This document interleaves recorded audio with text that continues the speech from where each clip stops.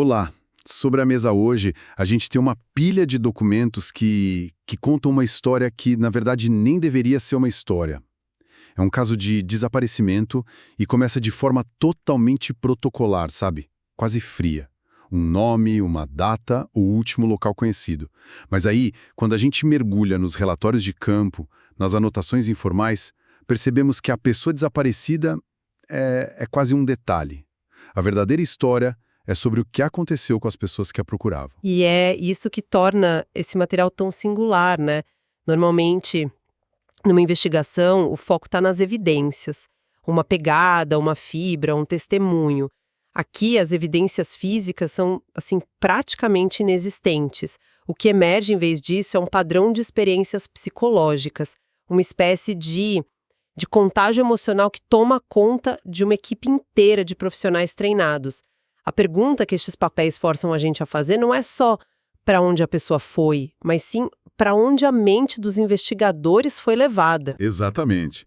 Nossa missão aqui é seguir essa trilha, desvendar como um lugar, um ambiente e principalmente o silêncio deixam de ser o cenário para se tornarem os protagonistas de uma investigação. Vamos tentar entender o peso esmagador de uma busca sem respostas, não pelos fatos, mas pelas sensações que ficaram registradas ali, nas entrelinhas. E para entender como eles chegaram nesse ponto de ruptura, a gente precisa voltar ao primeiro dia, quando tudo ainda parecia normal. Um caso de rotina. Exato. O relatório inicial descreve a pessoa desaparecida como alguém de hábitos previsíveis, sem histórico de problemas psicológicos, dívidas, nada. Nenhum motivo aparente para um sumiço voluntário, sabe? O último contato foi um telefonema no final da tarde, absolutamente trivial. Depois disso, silêncio. As primeiras horas, claro, foram tratadas como um simples atraso. Só quando a noite avançou e não havia notícia, o alarme soou de verdade. E a primeira varredura é sempre crucial, né? É a chamada hora de ouro da investigação, onde as pistas estão mais frescas. O que eles encontraram? Nada. E esse nada é a primeira peça do quebra-cabeça. A citação no relatório da primeira equipe que chegou ao local é cirúrgica. Diz: não houve sinais imediatos de violência ou luta no local inicialmente indicado. O carro estava lá, trancado, dentro tudo em ordem, fora nenhuma pegada estranha, nenhum galho quebrado. Era como se a pessoa tivesse simplesmente evaporado. O que já cria uma base de frustração e incerteza para a equipe. Mas o que me chama a atenção nas notas é a descrição do lugar em si.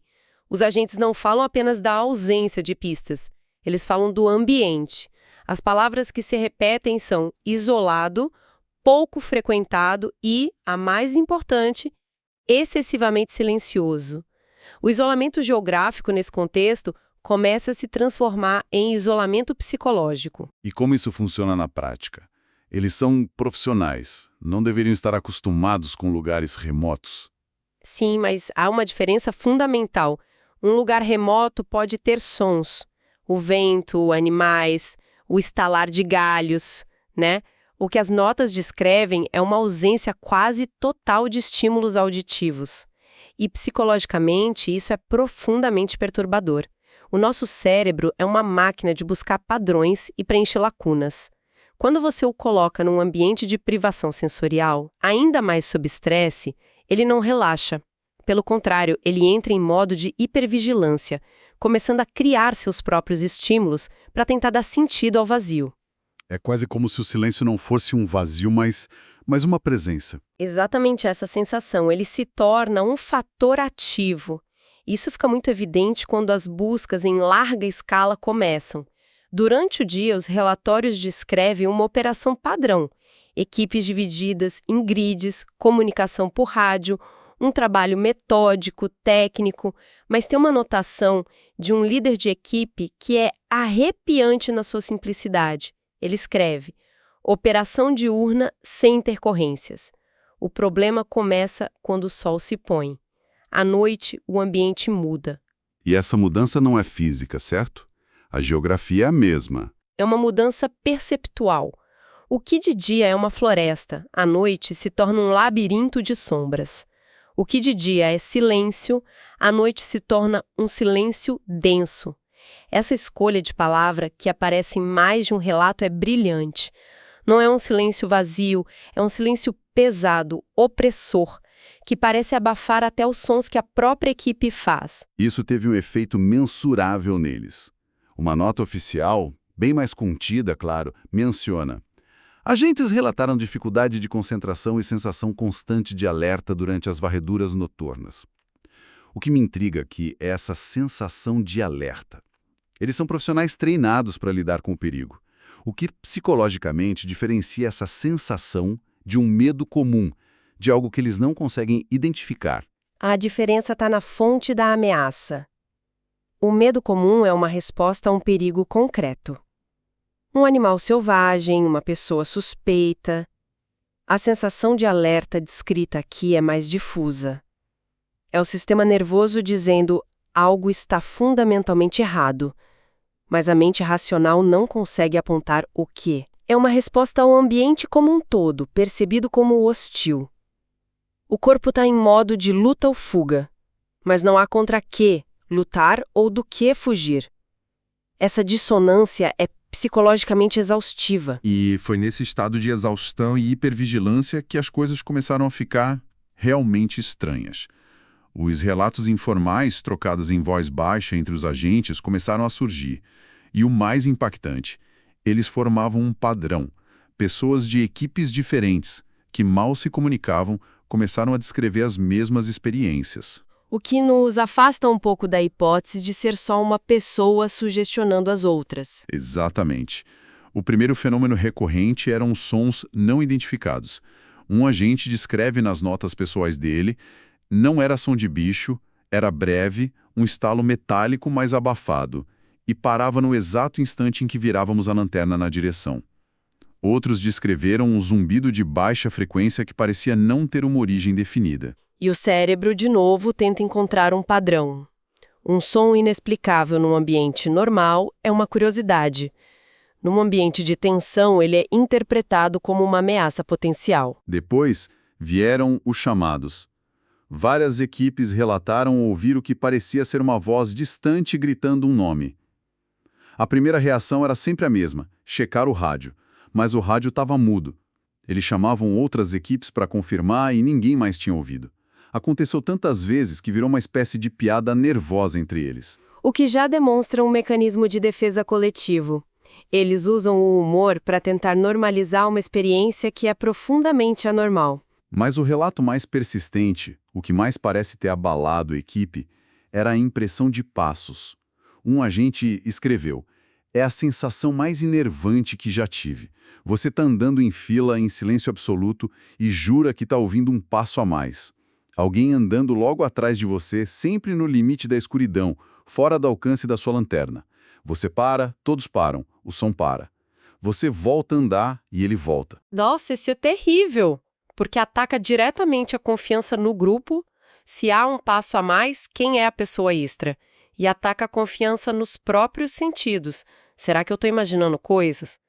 Essa experiência compartilhada por vários mina a coesão e a segurança da equipe de dentro para fora. E a reação oficial a tudo isso foi o silêncio. Um dos documentos internos que a gente tem é um resumo de um briefing, e nele consta uma única frase quase perdida ali no meio de detalhes técnicos: relato informal de sensação de presença durante varredura noturna. É uma maneira incrivelmente burocrática e contida de descrever o que estava acontecendo. Mas essa frase é uma evidência poderosa. Ela mostra que o comando estava ciente, mas provavelmente não sabia como lidar. Como você coloca num relatório oficial que seus agentes sentem que estão sendo observados por algo que não está lá? Isso cria um tabu, né?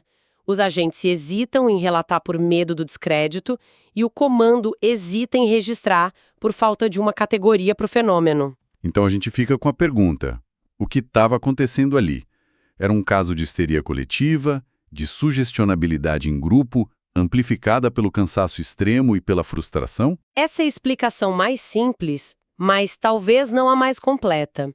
Uma coisa é a sugestionabilidade, onde o medo de uma pessoa contamina a outra em sequência. Mas o que os relatos sugerem é algo diferente.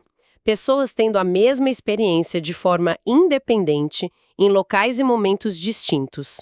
Isso aponta menos para um contágio social e mais para o próprio ambiente agindo como um gatilho neurológico consistente em diferentes cérebros que estão sob o mesmo tipo de estresse. A falta de provas concretas torna o padrão psicológico a única evidência real que a gente tem. E esse padrão foi se intensificando.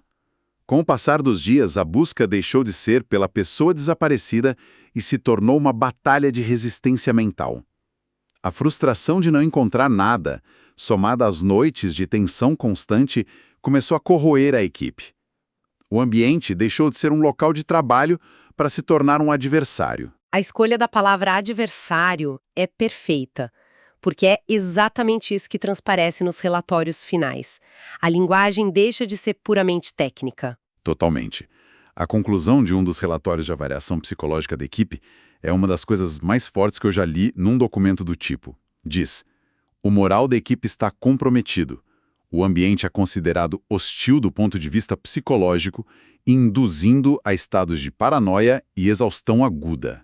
Usar a palavra hostil num relatório técnico é extraordinário. Não dizem difícil ou desafiador. Hostil. Personificou o lugar, eles sentiram que o lugar estava ativamente contra eles. E a ironia trágica é que, se você analisar cada evento isoladamente, todos poderiam ter uma explicação racional. O som metálico, um animal pisando numa lata velha, os chamados, o vento ecoando de uma forma estranha, os passos, o som dos próprios galhos que eles pisavam ecoando de volta, a sensação de presença por exaustão. Sim, mas a soma das partes era muito maior que as explicações individuais. Essa é a questão, né? A atmosfera que se criou ali era uma em que, como diz outra anotação, nada parecia normal. Mesmo que tudo pudesse, em tese, ser explicado, a sensação coletiva e avassaladora era de que algo estava fundamentalmente errado com aquele lugar. E a gente precisa pensar no que acontece quando uma operação assim termina. O encerramento de uma busca sem conclusão, sem um corpo, sem uma resposta, é psicologicamente devastador. Uma tragédia, por pior que seja, oferece um fechamento, um ponto final. A incerteza não. Ela deixa um vácuo, uma pergunta que ecoa para sempre na mente de quem esteve lá. O vácuo não foi preenchido com a dúvida sobre o que aconteceu com a pessoa, mas com a certeza da experiência estranha que eles viveram. O documento final arquiva o caso, mas adiciona uma observação incomum. Caso arquivado por falta de novas pistas. Permanece, no entanto, não esquecido pela equipe operacional devido às circunstâncias atípicas da busca. Essa frase é a prova de que a experiência transcendeu o trabalho. Não foi só mais uma operação mal sucedida. Foi algo que os marcou de uma forma profunda e diferente. É um final terrivelmente insatisfatório. Profissionalmente é um fracasso, mas humanamente é um fantasma. Eles não deixaram para trás um caso resolvido, deixaram um eco. E no fim as buscas foram encerradas, a operação foi desmobilizada, nenhuma prova, nenhuma pista, nenhuma resposta sobre o desaparecimento. O local voltou ao seu silêncio original, como se nada daquilo tivesse acontecido. Deixando apenas essa história extraordinária escondida em relatórios e anotações. Certo. Ao analisar tudo isso, fica claro que o que torna este caso tão marcante não é o mistério do desaparecimento em si. É o registro acidental, mas detalhado, de um fenômeno psicológico coletivo.